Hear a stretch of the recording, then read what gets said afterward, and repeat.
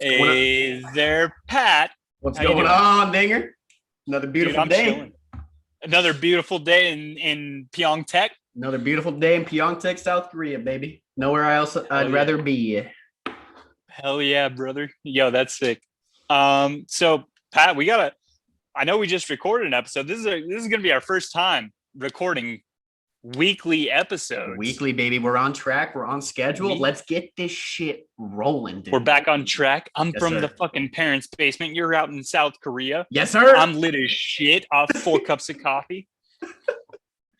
Let's go, dude. Hell yeah. All right. All right. So Pat, first on the schedule here. We had a race today, brother. We did have a race today, dude. Hell We yeah. had a dead ass It race today. it was a race. It was a race. It was a whole ass race. I was completely wrong about how I thought that race was going to go and that was based off of the last few ones, and I'm happy that I was wrong. So I don't think you were entirely wrong though. I don't Yeah. think you were. I'll give you credit. You were more right than you were wrong. Mhm. And to me, to all the people watching at home, you might hear some laundry in the background. It's because I live at home. Anyway, I don't think you were entirely wrong about that. I think you had some points that might have missed base, Yeah. but you had a lot that was on. So Yeah. let's talk about it. Let's talk about it. So we had the French Grand Prix this weekend, right? At ye old Paul Ricard. Mm-hmm. So let's hear it. You had 2 rounds of hot takes here with this Grand Prix. Yes, sir. So let me hear about your first round of hot takes, and we'll dissect them as we go. Okay, so the first round of hot takes is when I didn't know what a hot take was. They're cold takes, basically. They're more predictions than they are hot takes, but let's talk about them. I called them out on it. No Yeah, big deal. You did, and I fixed it, and we have something different now, but we can still talk about the old ones because part of them were still right, and I think it's Yes, sir. something we should dive into. So we'll start off here. Yes, sir. We'll start off here with number 1 real quick. We'll be back to the same podium as we are used to so often with Max Verstappen, Lewis Hamilton, and Valtteri Bottas. And with that, I was pretty much right for the most 2/3 correct. Yeah. The only thing I was wrong about was Bottas, who was livid during the race because he said that stop, their tires were going off too quick and they needed to make a 2-stop race. And instead of doing a 2-stop race, they kept Bottas out there and Lewis Hamilton out there, and it lost them the race. The people who didn't lose the race was Red Bull, and they made 2 stops to put fresh tires on, and they made up a 20-second they were behind Lewis Hamilton by 20 seconds after that stop, and they came back and won. So I do want to talk about this a little bit because number 1, because the biggest point of them all, fuck Mercedes. Oh yeah, right. Fuck Mercedes. You heard it here first, folks. Anyway, no, number 1, it's just when you have, to anyone that watched the start of that race, right? You see the start, it's hot from the fucking jump, right? Right off the you got these boys starting the race on softs, essentially. I think most of them were on softs to start the race. They were. You got wind. Wind played a big factor this weekend. And I want to highlight that because wind, as much as people think, oh, it's just wind on a car, like, yeah, it is. But it creates more downforce, right? It creates more G's, more force of gravity through the corners, which wears your tires down faster, not only through the straights because of the downforce, but also because of the G's through the corners. So it wears your tires down a lot. And I say this a lot because I'm new to the sport. I'm still getting used to it, right? But it does really, the 11-kilometer-an-hour wind or whatever wears your tires down a lot. It was up to 40 at times. Exactly. That creates so much extra wear on the tires. And they're in each other's slipstreams. And when they're going through those corners, it creates more downforce on the car, which wears the tires down more, which is good for speed, but it's not good for tire degradation. Exactly. And in a race that's 53 laps over the entire Grand Prix, and you want to make your tires last, especially when you're on softs. At the beginning of the race, when you're on softs, you got to maintain those tires. And so I really do think, and I talked to my dad about this actually, the fact that Max changed, that he pitted sooner, he undercut the entire race. Mm-hmm. He undercut everybody in that field. And it was super strong this race, which they didn't predict. They didn't predict the undercut would be strong this race because it's such a long track with so many straights. They felt that the undercut wouldn't be strong, and it was incredibly strong this week. And it ended up winning Max the race, in my opinion. And how many times during that race did I tell you I want Red Bull to undercut Mercedes? I want them to undercut, get pitted first, and get your tires on, and stay in front. And that's what happened. You said it several times. You did say it several times. I was honestly a little surprised that Max pitted and hit the mediums so early and made the mediums last, because I was a little worried towards the end of the race. I was like, yeah, Louis Ham's on hards, and he's been going on hards for however long. But also, Max has been on mediums for a medium amount of time. What's even more impressive about that is that Sergio Checo Perez, the boy, he pitted once, and he made that pair of mediums last so long, longer than anybody else in the race. And all he was doing was cruising. He was just chilling in fourth, playing the team game, and he made those tires last, and it won them the race. Their strategy this week at Paul Ricard was perfect. I 100% agree. And I would go a step further, right? You want to talk about team players, and you want to talk about Valtteri Bottas. I feel so bad for that man. But at the same time, you want to talk about team players. Checo is a million times the team player that Valtteri Bottas will ever be. And they treat him better. And he knows his role. He knows that he's not going to be as fast as Max Verstappen. He knows he isn't going to. He's not driver one. He's not number one driver. Bottas wants to be driver one, and I think he's capable of being driver one, but he's behind potentially who's going to be considered the best driver of all time when he's all said and done driving. And he's not going to be there. He's not going to be that Nico Rosberg who in the number 2 car beats Lewis Hamilton for the championship. He just won't be that person, and he never will be. And that's hard for him. And I want to play the clip for everybody of Bottas getting upset during the race, because, you know, it is heartbreaking. It's hilarious. It's hilarious, but it's also heartbreaking for the guy, because, you know, he's a good driver, and he's in arguably the best car in the grid, and they treat him like shit just to make Lewis do better. And so what gets me about this clip that you're going to play is he knew what he needed to do. He knew what needed to be done. He told them. He told them. And he said, this is what we need to do to win. Mm-hmm. And they didn't listen to him because he's driver number 2, because he's Valtteri Bottas, right? Which shouldn't mean anything. But that's what it was. So let's take a look. Let's take a look at that. Gap 0.6 on Valtteri, bring it. Perez at 3.6, his pace at 37.1.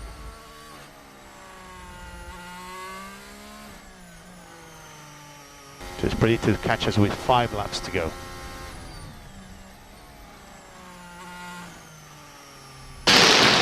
Why the fuck no one listen to me when I said it's gonna be a 2-stopper? Fucking hell.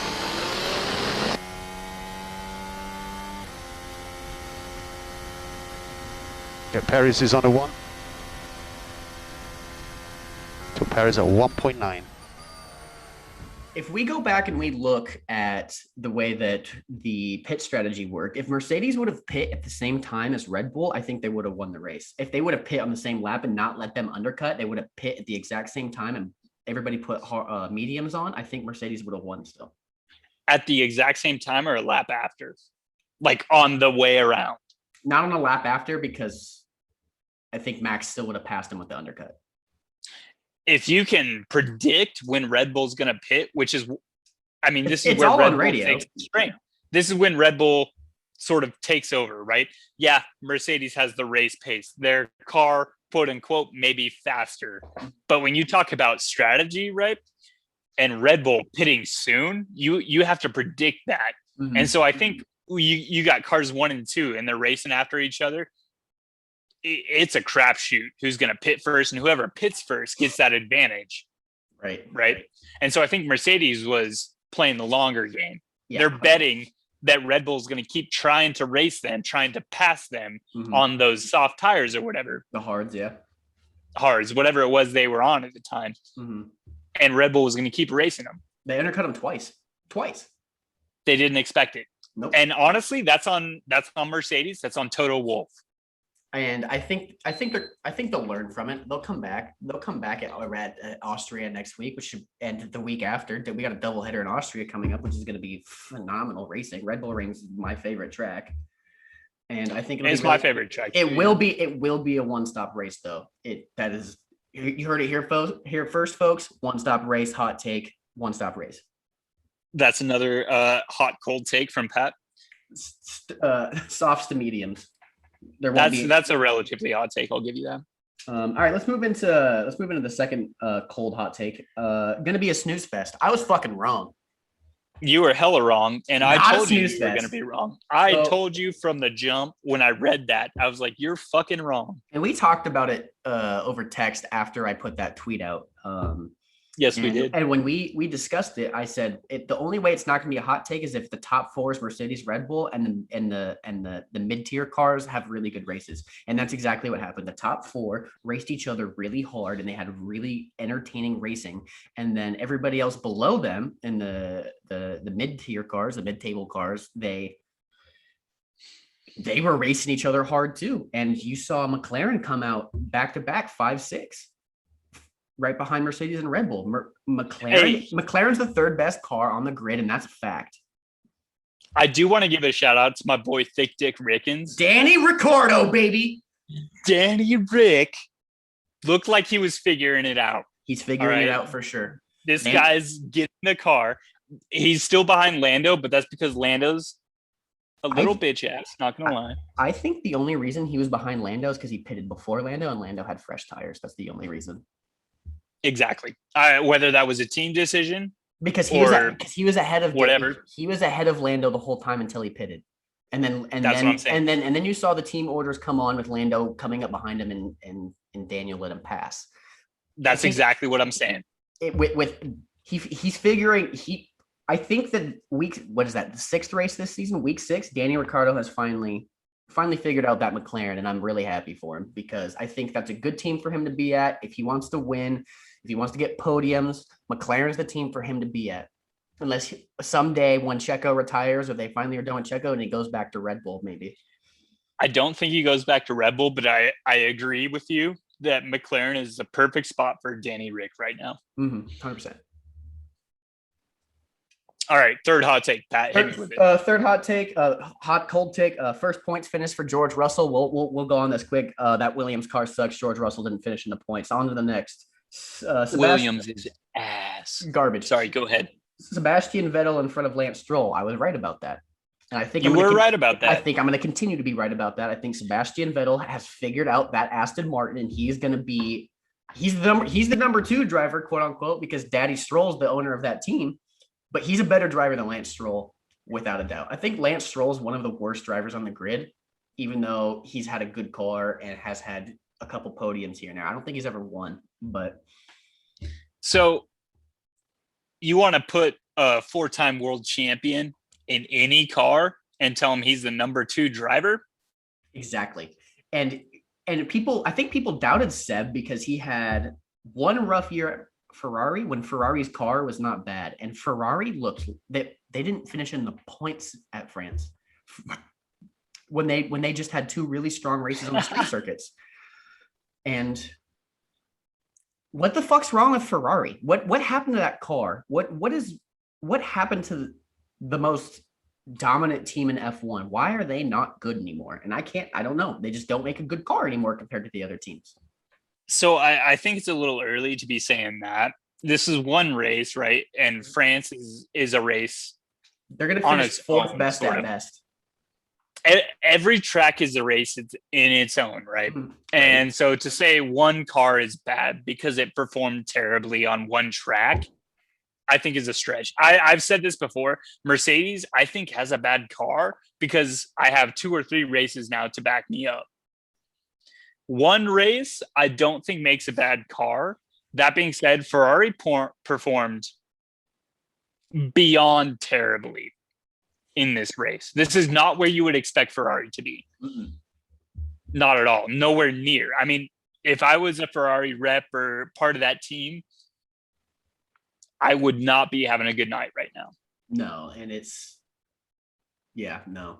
That was just a bad performance from that team. I don't know if it was the drivers, the car, the track, who knows, but bad performance from them. We'll move on to number 5 here. Danny in front of Lando for McLaren. That's wrong. However, Danny was right behind But it was Lando, close. But it was close. Number 6, 1 safety car maximum.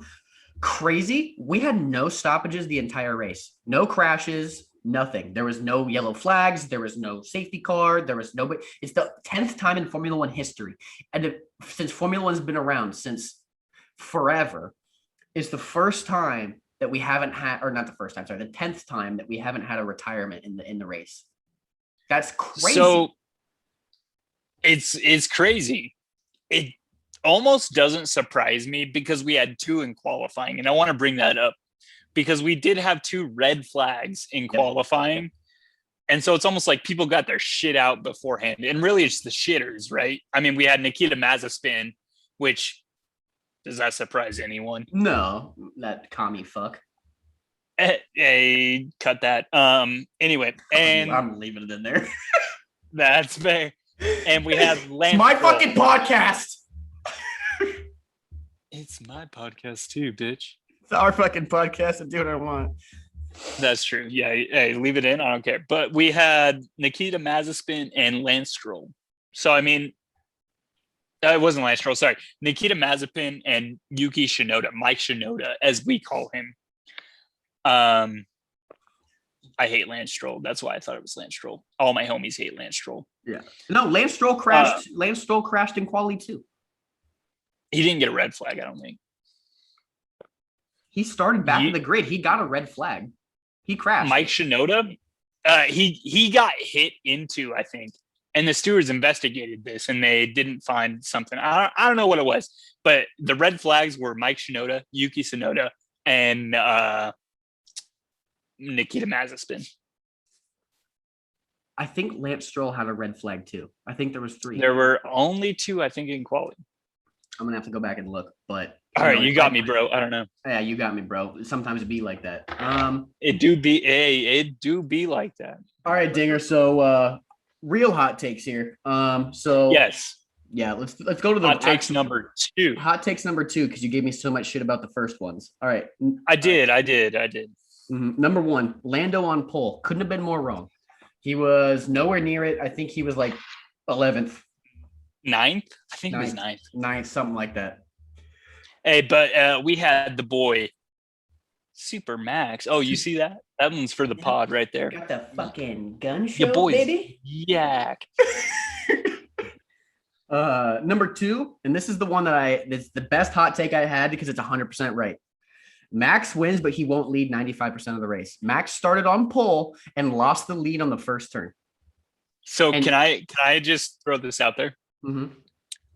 I was happy. I was so happy with how the race ended up. It was such a good race. And if you watched it, you know what I'm talking about. I was livid that you were so right about that. I couldn't have been more right about it. No, it's impossible. You were literally dead on.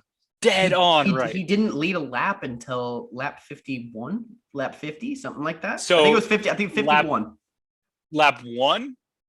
And then no, he lost 51. It on. He didn't lead it on lap 1. Yeah, because he blew turn 1.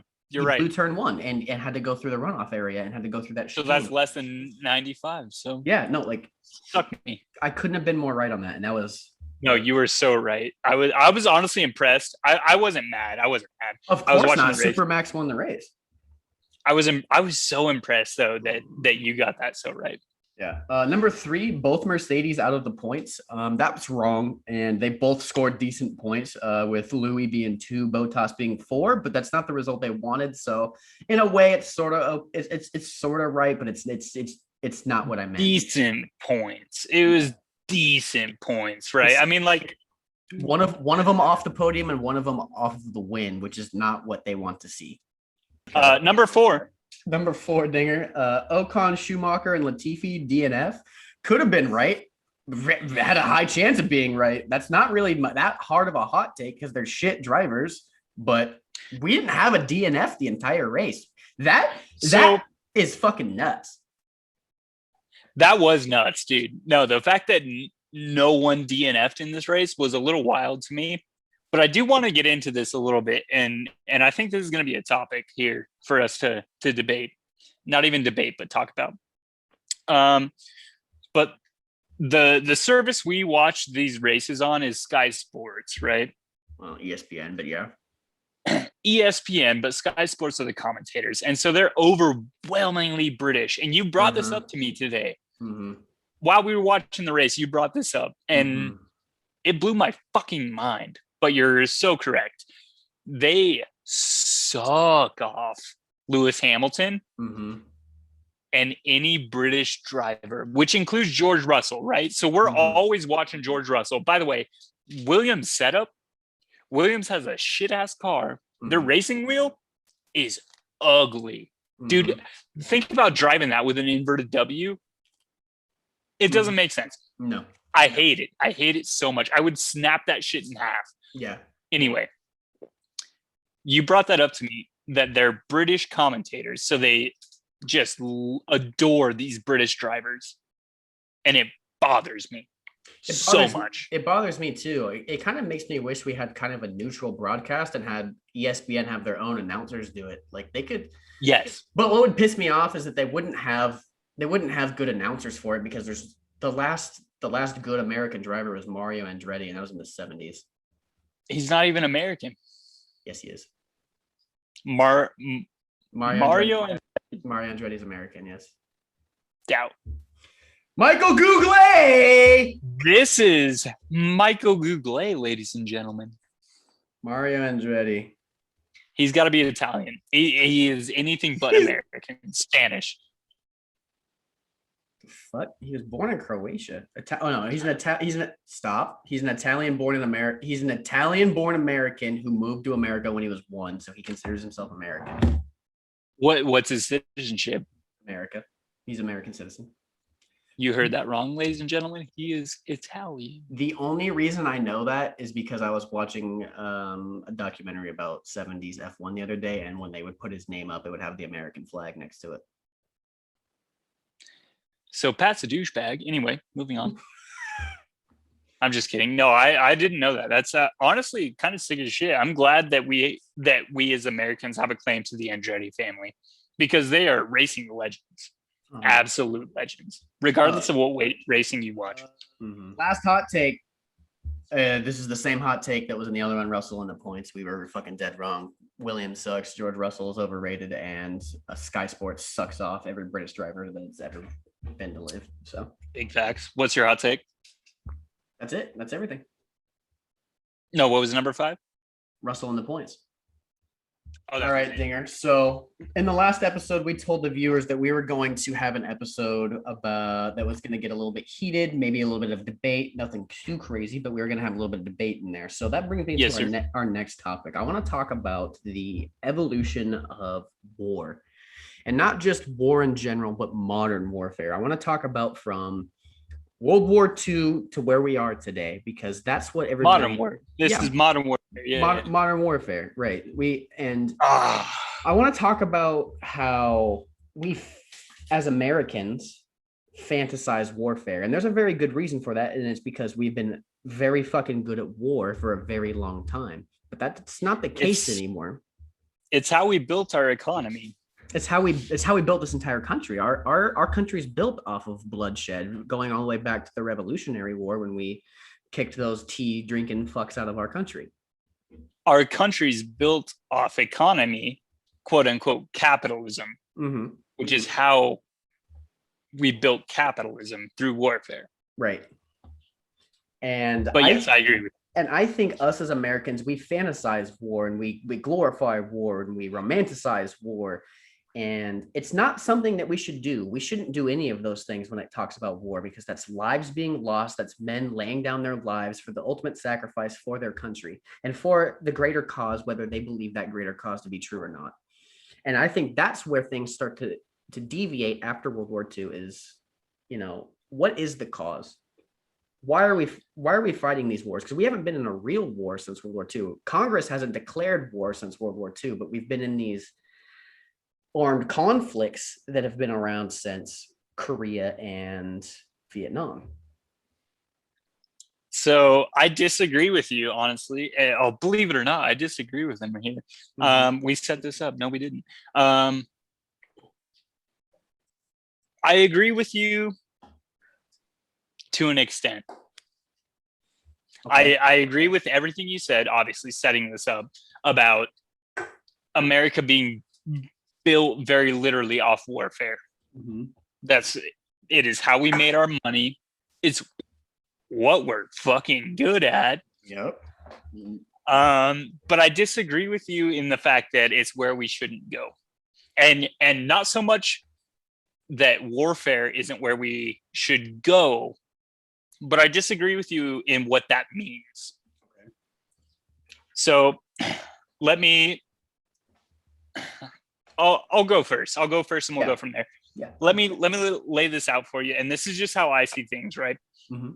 And I might get a lot of hate even from some of the people who I think would support me, but reducing warfare in America, right? Reducing our ability to wage war. So bringing troops home, ending wars that seem to be going on forever. It's a good thing.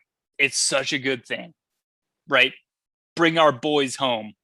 I don't want American lives being lost for no reason. I don't want that. It's terrible. Any lives being lost for no reason is terrible. Any lives being lost is terrible. Reducing America's scope of influence, however, I think is a valid point. And I think that we're not sending these soldiers overseas. And this is where it gets hairy. This is you included, right? You may not be sacrificing your life every day, give or take. I don't know. I'm not over there. But reducing America's scope of influence is really what it comes down to. Right. We have a retreat from Afghanistan, right? We have a reduction of force in the Middle East in general, just overall. And what we've seen over the last year or two is we have a reduction in force in those areas, and we have immediately my favorite people in the world moving in. We immediately see Americans moving out and Russians moving in. Right. And even more broad stroke, not even broad stroke, but more specific than that is once we started to reduce our presence in the Middle East, we saw people like ISIS come to power. We saw people that wanted to take over and wanted to have power and influence over that area and create the caliphate, right? And what ISIS, well, that's even a little ways back, but yeah, continue. Yeah, but and that's when we first started to reduce our presence, and I believe that was under the Obama administration. And ISIS came to power, but what is it? Fucking oh no, not totalitarianism. Sorry, I don't mean to cut you off.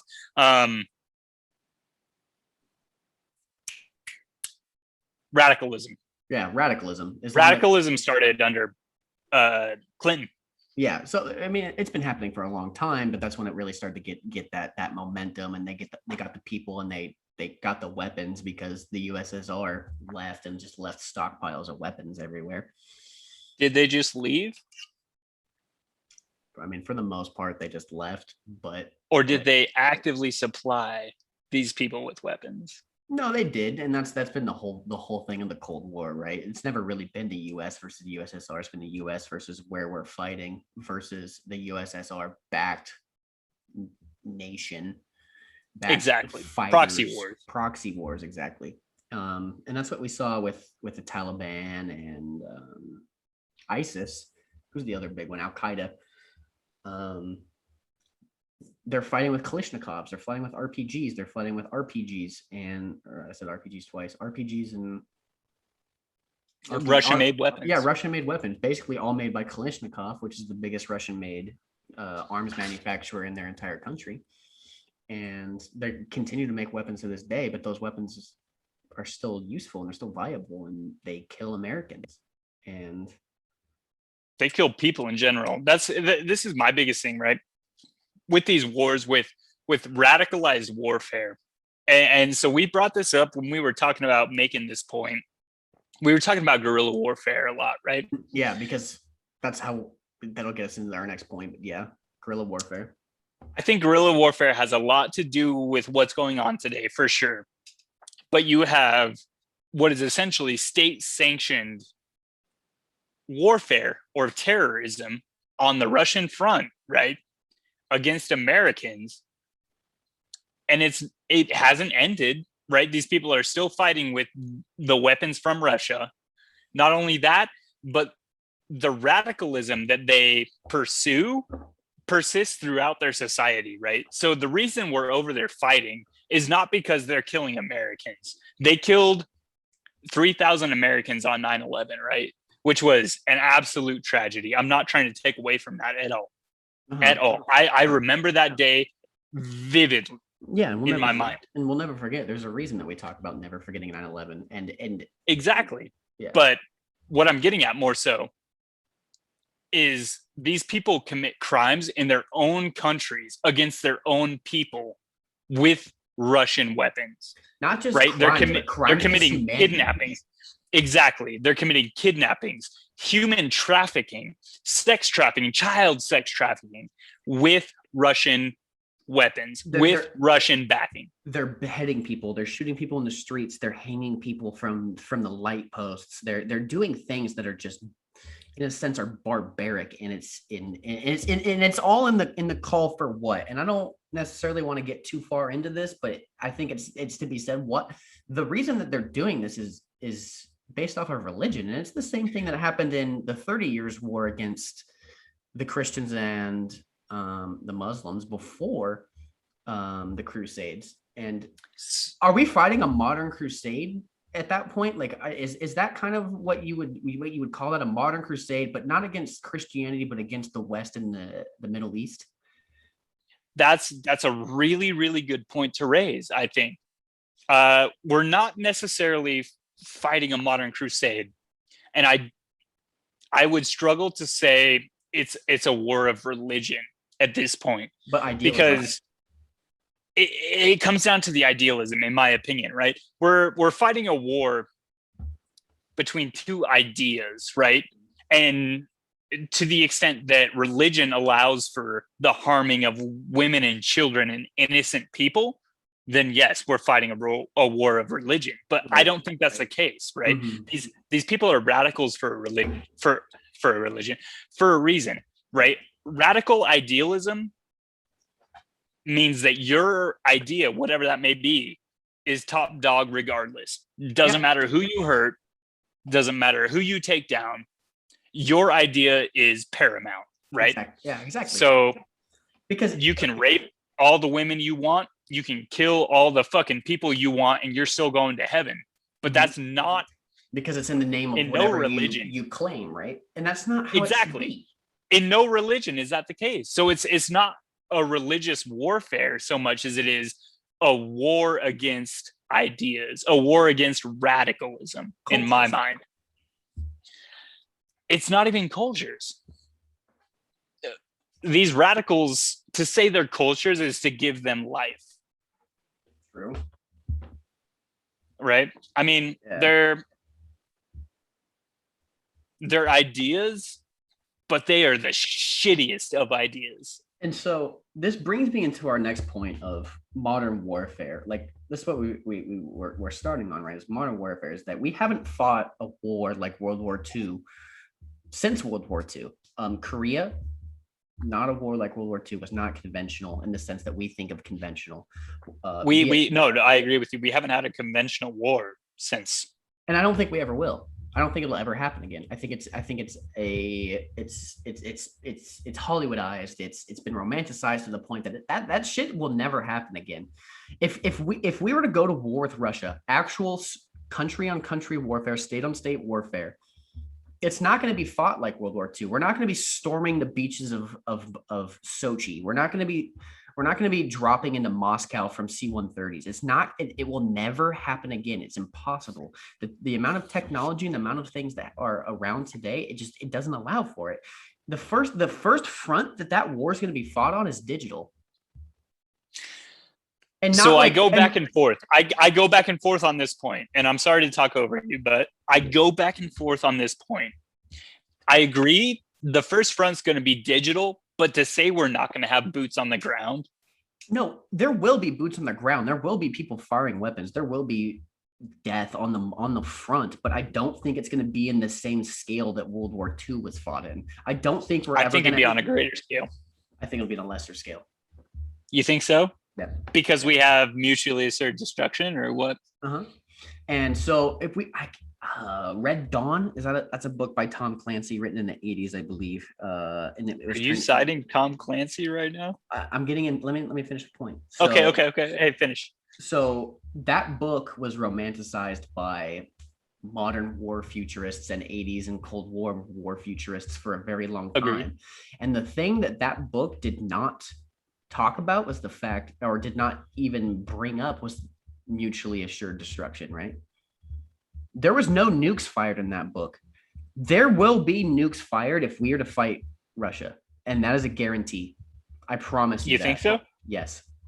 If we were to go on full scale warfare with us and the allies, whatever you want to choose, the allies and we'll just put Axis in quotation marks, right?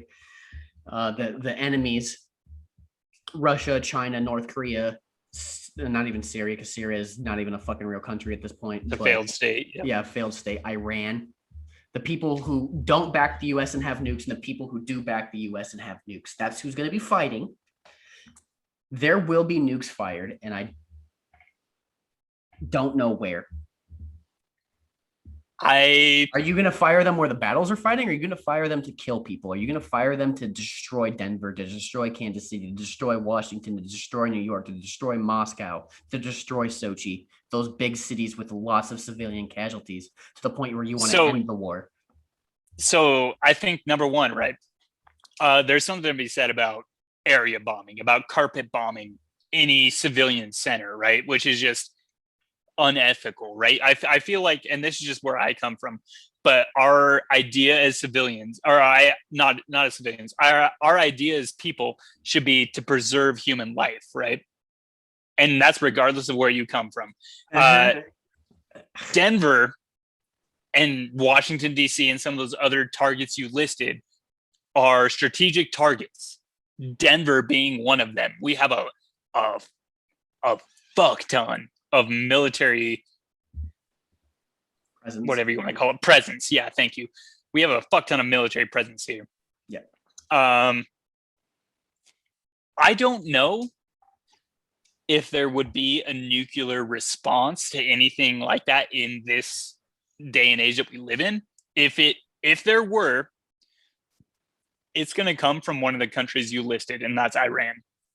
And this is just in my everything I know and everything that I believe, the next war is going to be fought between someone and Iran. It's a very good guess, especially based off of the past with Korea and Vietnam, right? I think Korea is stable enough. I know you're in Korea right now, but I think it's stable enough that right now where we are, they're kind of chilling. Iran, I mean, Russia and all those other countries you listed are stable enough. Iran is the one that is not stable. Right. I have no idea what the fuck's coming out of Iran. No one does. The IAEA, the International Atomic Association of Energy, or whatever it is, has no idea what the fuck's going on in Iran. Because they don't talk about it. They don't want the West to know.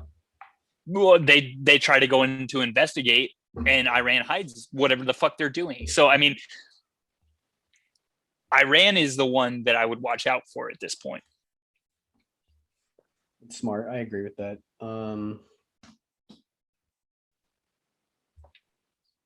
Shit. It just comes down to the point of how these countries want these wars to go, because The way that the world's going and the way that we're progressing, I think it's inevitable. I think war is inevitable. I think wars between the East and the West, or the West and Russia, or these major countries, I think it's inevitable. I think it will happen again. I think it's just in human nature that this kind of shit has to happen, which is unfortunate, but I think it has to happen. I don't think it's inevitable. You think we're gonna solve it through fucking diplomacy? Not necessarily. I mean, we have countries killing. Whether or not war is inevitable, I don't think it's our end game. I don't think it's the end game, but I think it's inevitable. You think so? Yeah, I do. I think in the next 20 to 30 years, I do see another major war between actual states breaking out. Yes. And that all depends. And that all depends. That all depends on how, I mean, us being pretty much the biggest Western superpower, how we want to play our cards. You say that now, but we're reducing our scope of influence, Pat. I know we are. And so we just had our Geneva, we just had a convention in the G7. The G7 convention, and obviously Russia was not invited. I think they should have been invited, and it really pisses me off that Putin wasn't there to talk with everybody. I think you got me, bro. I disagree, but I think that Russia should be there to talk about what they want to talk about and allow the debate to happen with all the other countries. Not that I want to hear what Putin has to say. I think he's a piece of shit. That's fair. But putting on after the G7 and putting Putin on the national scale and the national stage, the world stage with Biden, I think that was a mistake. And I'm going to put this out there right now because I may speak about Biden here a couple times. My points and my opinions do not reflect the views and the opinions of the DOD. This is me. I am not affiliated with the DOD in any way. My opinions are mine. They are not the views of our government, the DOD, and the Pentagon. I just want to put that out there because it's important. It is important. No, I appreciate you doing that because it is your view, right? Especially me being I am in the Army. I am employed by our federal government. I just want to put it out there that my views and my opinions are my own and nobody else's. Exactly. This is not to say that Pat loves any country more than America. Pat is a patriot and will always be a patriot, in my opinion. And he loves this country. He will follow this commander-in-chief regardless. I will always support our commander-in-chief. I will always be there to serve the calling, right? With that being said, putting Biden on the national stage or the international stage with Putin was a mistake. Because what he said was, in my opinion, not in the best interest of the American people. He had a full 30 seconds where he didn't speak because he had a question that was hard. He just sat there and looked like this.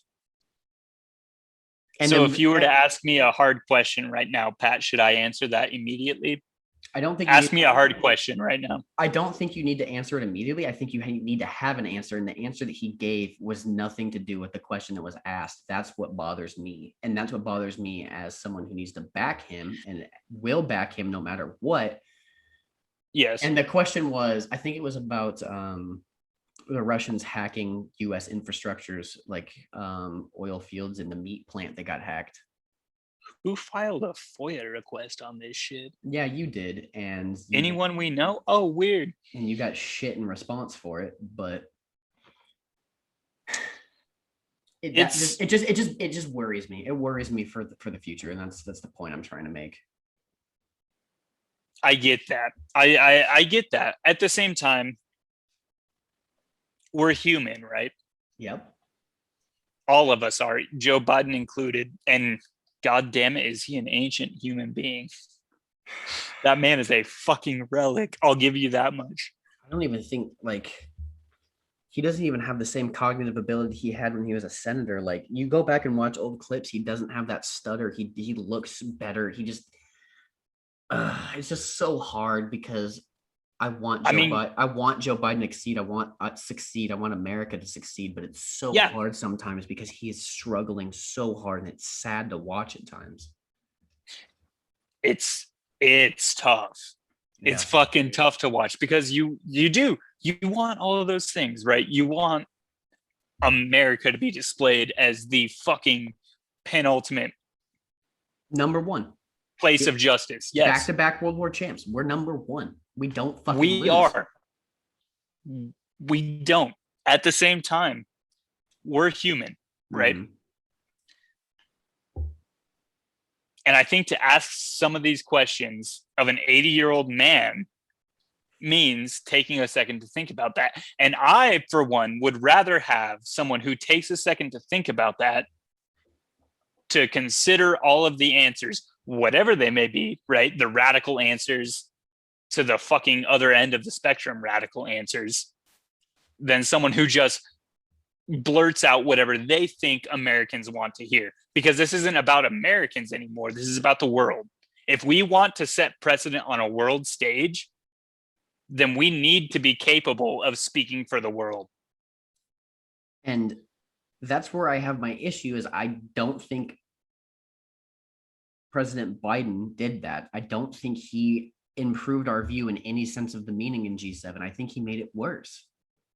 And and that's coming off of President Trump, former President Trump, that, you know, I won't get into my opinions about Trump, but I was waiting for you to bring this up. I didn't want to bring it up first.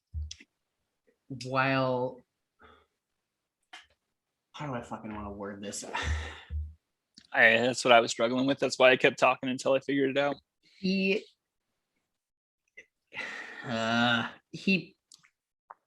put America on a scale that made us seem stronger while it made us seem more like assholes. I think that's the best way to put it. It made us seem stronger in what regard? Just our presence in the way that we would react to things and the way that he would resolve diplomatic issues. I think that he made in the way that he would or the way that he did, because he was president for 4 years. And I don't think he had that many diplomatic issues. Because either A, COVID wasn't a diplomatic issue, huh? Either A, the way that it was portrayed was not as the diplomatic issue. We're speaking strictly of warfare. We're not going to get into COVID. No. You brought up diplomatic issues. I know it. Hey, I'm sorry, but you want to get into this shit. The way that COVID's evolving right now, right? We have the Delta. Don't talk about COVID. Talk about diplomatic issues. Right. Cut that. That's fine. Diplomatic issues. So I think that while he was in presidency, we had I don't know if it was because it was the way that it was portrayed in the media, but it almost seemed like we had almost a peacetime. We didn't, but it kind of seemed that way in a sense. The biggest issue that I see with that was the Russian bounties. Russia putting bounties on America's head and allowing the Middle East and the Islamic extremists to kill Americans and receive money for that. That's, in my mind, that's declaring war against the United States. And the right can say all day long that that was a myth. I don't give a fuck if it was a myth or not. If that was true, and we have no proof, there's no proof to saying that was true. Yeah. If that was true or not, that's an act of warfare. That is Russia declaring war on the United States through proxy. That's proxy warfare to a T. And that's why I don't see peace coming in the next 30 years. Russia does not have our interest in mind. We do not have Russia's interest in mind, and they're going to continue to use their people to hack us and use their interests in mind with Syria, Iraq, Iran to kill Americans. Yes. No, I almost, in fact, wholly agree with what you said. I do feel like for a time under President Trump, there was this notion of peace. Keep talking. You're good. No, I know. You're just dying. It inflames me to say a little bit, but for a time after the election, it's almost like American domestic politics took a break, right? They had to recover from whatever it was they just went through. And domestic politics and international politics are completely separate things. So to say domestic politics took a break and international politics will always ensue, right? Okay. Those are constant. You cannot stop those at this point in time because we have no global governance. So to say that there was a time of peace, I would almost agree with that. In America, it sucked for me, for people who agreed with me, right? We lost the election. This other random guy in business came over to take control of our government, it was strange. But for the most part, nothing was happening, right? Internationally, though, everything was happening. The world kept turning. The world kept turning, right? And I think that speaks even further into what we saw from his presidency and almost what we continue to see today. I feel like Biden is trying to turn the corner on that whole issue. And this is where I get into lack of American dominance. This is a reduction in American scope of influence. Yeah, yeah. I mean, I think, I'm going to get into it here. No, go. I know. Hey, we've both been into it, but yeah. I think Afghanistan is the perfect example of this, right? It's the perfect example of overall American scope of influence. So we have, dating back to the first Gulf War, essentially, right? We have an American presence in Afghanistan, Iraq, and the Middle East. The Middle East, yeah. We have an American presence in the Middle East. Afghanistan after 2001, right? After 9/11. We went in there and we quote unquote did our job, right? Poorly. But this is what, well, poorly, that's fine. But we get into this here of this guerrilla warfare, right? We get into this point, right? This issue of fighting extremists and how do you fight an ideology? And is it by killing more radicals? No. I think we both agree on that point. However, is it with pulling everything out and reducing our scope of influence, reducing our ability to fight not just that ideology, but to fight ideologies that might come in? And I think that's where modern warfare will change forever. We will never fight Russia. We will never fight China. We will never fight North Korea. We will fight people backed by them. And I don't know if necessarily if our military be the ones who are fighting. Are we going to hire mercenaries? Are we going to hire contractors? What about Blackwater? Blackwater was very fucking good at their job until they got bad press. They went to the Middle East and they killed the bad guys. They did a good Blackwater. You can say fuck Blackwater all you want. They did a good job. The guys in 13 hours in Benghazi, they did a good job. They did their job. So should little kids here as growing up be people who kill other people? Say that again. Should the kids growing up in American society today, should their idols, should their heroes be people who kill Middle Easterners? We idolize the military and heroize them, and all they do is kill people. I'm one of those people. It's no difference to me. You fucking got me there, bro. Yep. I disagree with that, but you fucking got me. We shake the hands of people in airports who are wearing camo and say thank you for your service. Their job at the end of the day is to kill people. My job at the end of the day is to kill people. It is what it is, and it's the same. Is it how it is, or is it should be different? It is. It is. Okay. It is how it is. Whether that means that that's how it should be is another story for another day, and it's not going to change in our lifetime. That's so there are two different topics essentially that we're debating here, right? There's what's it called? Nominal or normal? I can't remember what the fuck the name it's for, but it's how the world should be versus how the world is. Mm-hmm. So right. In a sense, the world should be everybody gets along. We all do our own thing. We all live our own lives. We aren't fighting. We aren't killing people. We're just respecting everybody's limits, respecting everybody's boundaries. We're doing all of that. Right. It's not how humans are. It's not how humans ever will be. It's not how humans ever have been. I don't think it's as bleak, though, as you paint it out to be. I think there are very specific individuals who decide to cross the line. And yes, fighting them is difficult. Do you think fighting them is incredibly difficult? Do you think those individuals will ever stop, though? Do you think that will ever cease to exist in human history? Do you think there will ever? No, I don't think it will ever stop. I think what we're seeing is essentially 5, 6, 7 different versions of Hitler. That's fucking big. It's big, but I think that's what we're seeing. People who have these ideas that are so radical, they're so nationalized, they love themselves so much, they love where they're from so much, no matter where they're from, that's what we're seeing. We're seeing people who will go to extremes, but they don't have to bring their ideas to the forefront. But they don't have the resources and the backing like Hitler had. Hitler had all of Germany, which wasn't a lot at the time, but it was enough to bring the entire world to its knees. Exactly. I mean, he made it. I'm not shorting him any, right? And that's not to say I'm giving him credit, right? But I mean, there is credit to be where credit is due there. I mean, like, you take out the fact that Hitler committed genocide, Hitler did a really good job of rebuilding Germany. Hitler did a terrible job of rebuilding Germany.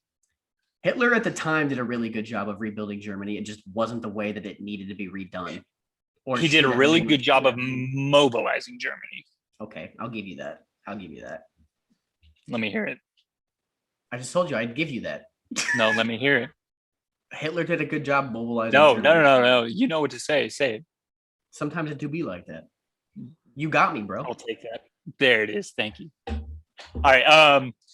Yo, that was a good ass talk. Can we take a second? Because I gotta pee. Thank you. I'm gonna get a beer too. I'm gonna piss my fucking pants, dude. All right, Dinger. So we just took a break. I know we got into it there. We're not anything poor. We didn't really fucking fight or anything to get in each other's shit. But in conclusion, for me, I think that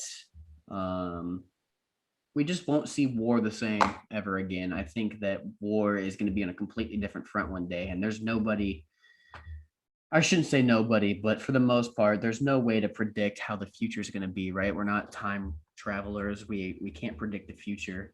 We're not Nostradamus, you know. Well, you're not. You're not either, but it's That's fair. There's no way to predict how it's going to be. And I think it's going to be very interesting to see in the next 20 to 30 years how the world plays out. Yeah, I agree with that for the most part. I mean, I think it's very highly unlikely that we see interstate war between one country and another. I think it's likely that we see this extra state war, which is war between one country and some sort of other entity, right? Al-Qaeda, the Taliban, whatever it is. I think the only interstate war we could see would be between us and Russia. Mm-hmm. At this point. That's the only one that exists. And that's kind of what we're dancing around, which is why I'm hesitant to say we're not going to see it again. I think it's going to happen at some point. Mm-hmm. And I agree with you. I don't think it's going to be conventional, but I think there's going to be a conventional aspect. Yeah, nah, and I can agree to that. So, shit. Sorry, that was tough. Hey, but we got through it. Yeah, we got through it. That's a good talk, and that's what we're talking about here on the Dinger and Pat show. Dinger and Pat, the podcast. It's having those tough conversations, having those conversations that may lead to argument, but going into those conversations with an open mind, going into those conversations, allowing yourself to see people's perspective from the other side. There's nothing wrong with that. And I think that's a problem that we have in our modern society in America, is that we don't allow ourselves to see other people's perspectives, and it causes conflict, it causes tension, it causes issues, and it just doesn't need to happen like that. I wouldn't be here if I didn't agree with you 100%. Yeah. So we're going to end this on a little bit of a more uplifting note, a little bit more of a lighter topic. We're in the final four of the Stanley Cup playoffs, bro. We are, bro. And I mean, the boys are out. The boys, we talked about that in the first episode. The boys are the Avs. The boys are out. But it's been thrilling. It has been thrilling, and I don't think there's a better playoff in sports than the Stanley Cup playoffs. I would agree with that. I mean, people say it's the hardest trophy to win, right? But I think it's just the most exciting to watch. Oh, 100%. And Pat's got to fix his hat. That looks weird. It's just, it does it? It does. My hair's fucked up. Kind of cut that. Blooper! There you go. Yeah. No, there you go. That's the one. Yeah, it's just, there we go. There it is. So when it comes to the Stanley Cup playoffs, like, you can have your team, but and even if your team is the best team in the NHL, like the Avalanche were, there's no guarantee. We got knocked out in the second round by Vegas. Never any guarantees. And Vegas, I don't think we should have been knocked out. No, I don't think we should either. But Vegas, where we are right now, recording on Monday, June 21st, they're down. They're down 2-1 to the Montreal Canadiens. Try 3-1. Oh no, 2-2. They tied it up. Oh, it's 2-2. I thought it was 2-1. They won in overtime tonight. So that was crazy in itself. The fucking overtime, bro. Wait, who won tonight? Vegas did. Oh, okay. Vegas won tonight in overtime over Montreal, which was wild. Montreal was so aggressive. They were so aggressive on attack. They were playing great defense. They had the shot count. They had everything going in their favor. Oh God, Vegas does their stupid shit where they play their game and they fucking dick around until one trickles into the fucking net because they're bitches. And you heard that here first. Vegas is a bunch of bitches. I agree with that. I think the Avalanche are a more skilled team. I think they were the more skilled team. I think they were the better team. And I just think they got bitched off. They just got bitched off the puck. They didn't have the physical presence that Vegas had, and it was too much for them to handle. And they couldn't put the puck in the net the way that they were used to putting the puck in the net. And Jared Bednar didn't make the adjustments to do that. I agree with that. On the top line of defense, we have Cale Makar and Sammy Girard. Sammy Girard's 5'6". I think we're talking too much about the Avs. Yeah, I mean, just to make this last point, Sammy Girard's 4 inches shorter than I am, and I wouldn't be able to handle any of those Vegas players on the ice. And he's a trained hockey player, so that's where it gets to it. Is that the Canadians are doing what the Avalanche didn't, and they're going out there and they're playing good physical hockey while still playing their game and scoring goals and making good plays in the offensive zone and protecting the puck. And I could see the Canadians winning that series. I agree with that 100%. And they're the 16th seed. They're the lowest seed in the playoffs.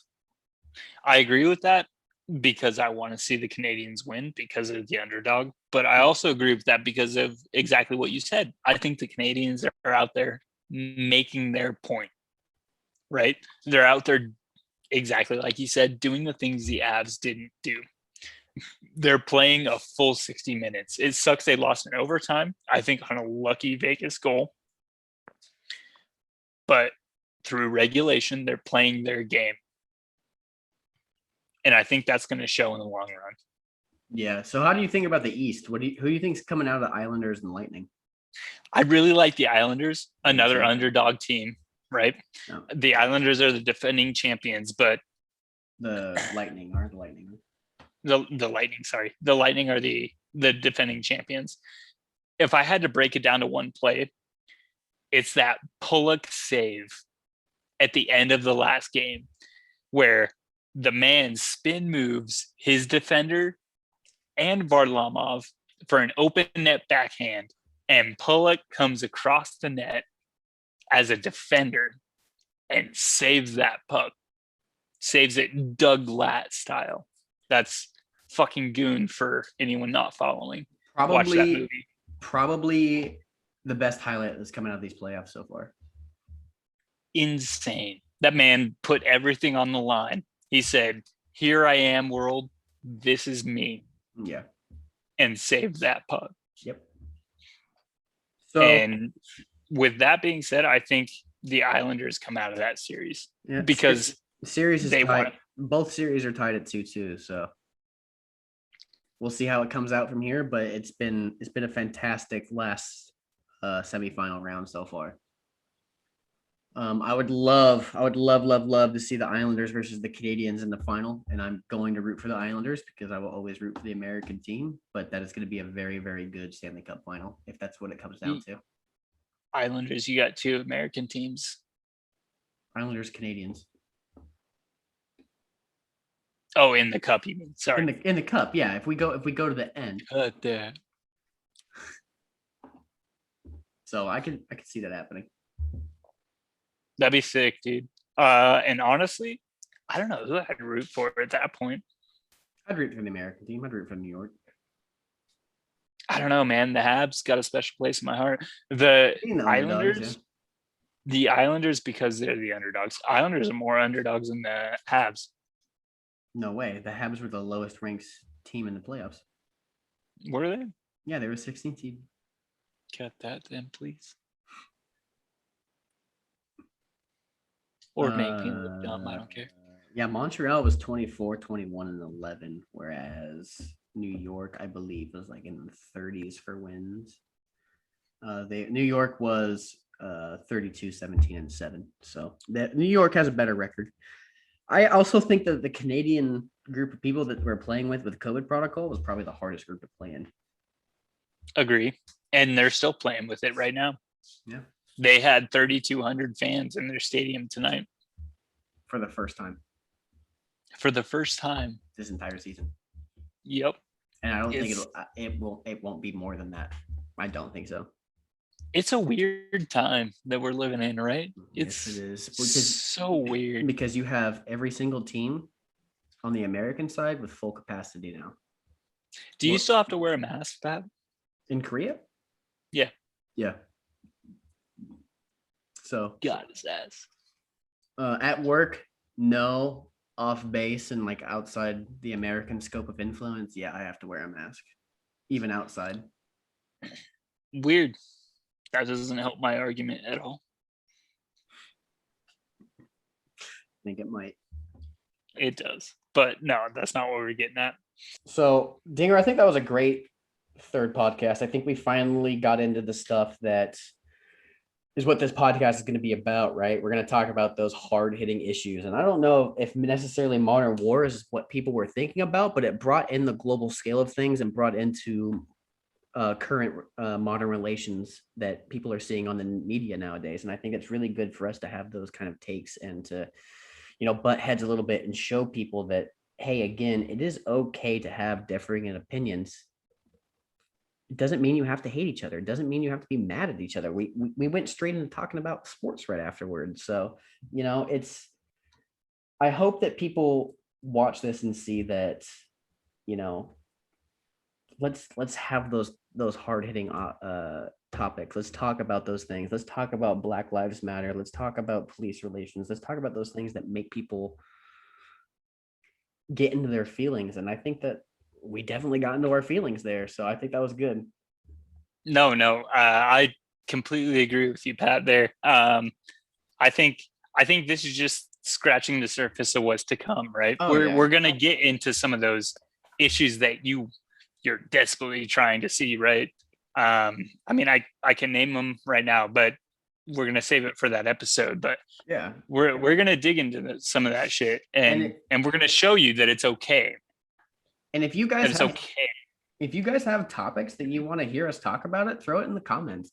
Leave us a comment. Shoot us an email. Our dinger and patpod@gmail.com. Shoot us an email.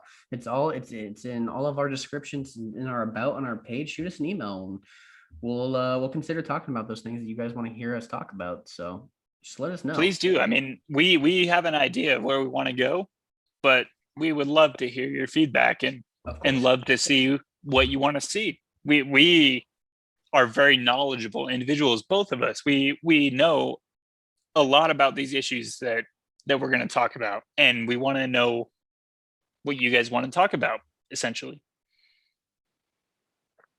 Exactly. And I think that it's important to hear your guys' feedback on that, because it's really what's going to drive us to continue to do this and continue to make more episodes and continue to have those kind of topics that you want us to hear us talk about. And I think that's really cool to hear your guys' feedback. So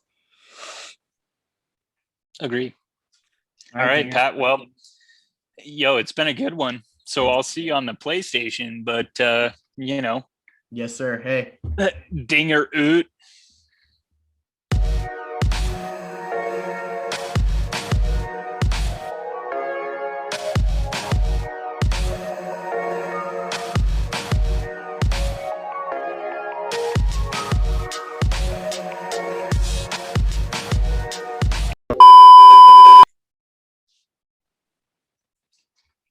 Suck me. Use that as a fucking blooper.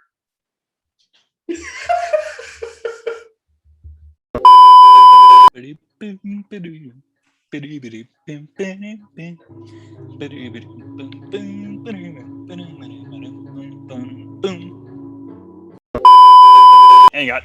Sorry. Hell yes! That's a blooper! That's like that's like being happy about your boy getting a blowjob, or you getting a blowjob when your boy got laid. You know? Sure. Coming's coming. Number 4. That cut it. That'll probably get